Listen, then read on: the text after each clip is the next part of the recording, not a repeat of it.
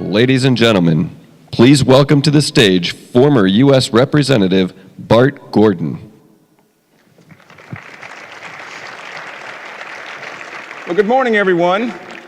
In 2007, when I was chairman of the Science and Technology Committee in the United States Congress, I introduced something called the American Competes Act, which was the origin of ARPA-E.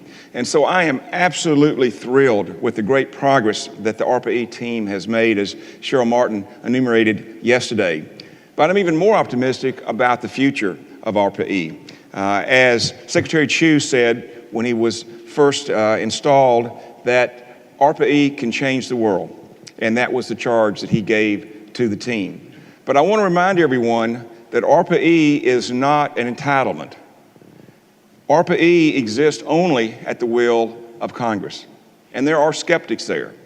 So it is extremely important that we have champions within Congress to tell the story about ARPA-E. And there is no greater champion than Rhode Island Senator Sheldon Whitehouse.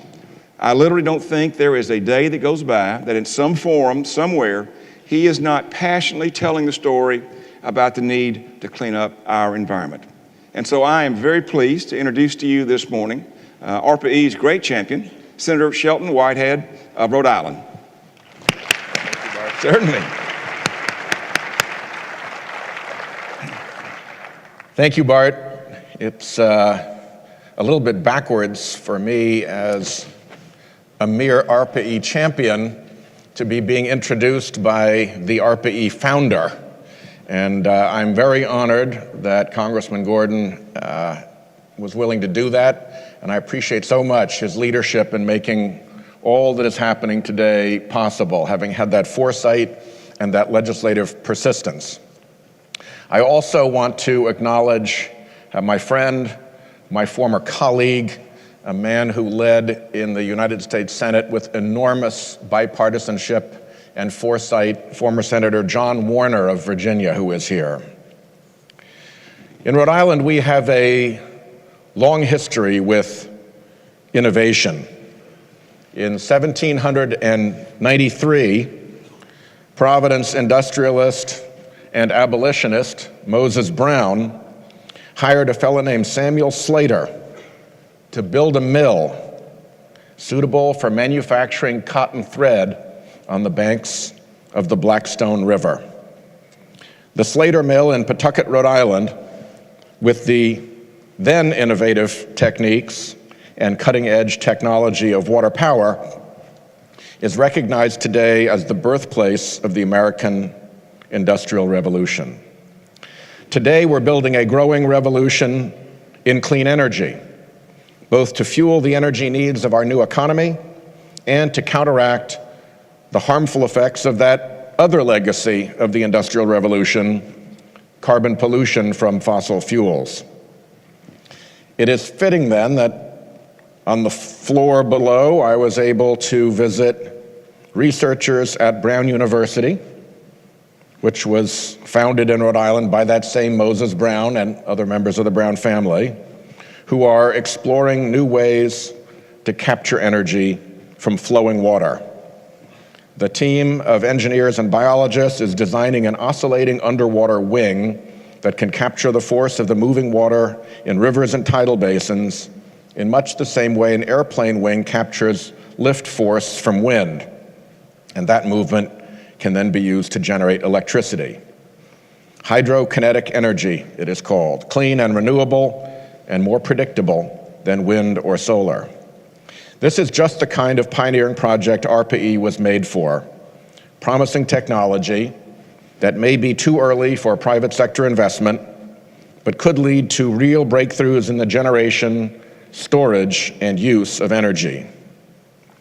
The future of energy is linked to so many aspects of American life and the American economy, and it touches so many decisions that we make in Congress. Nowhere is this more critical than in the urgent effort to stave off catastrophic climate change. We are now engaged in an unprecedented global experiment with the most basic conditions of habitability of our planet. We have just gone through 400 parts per million of carbon dioxide in the atmosphere after the entire history of our species existed between 170 and 300 parts per million.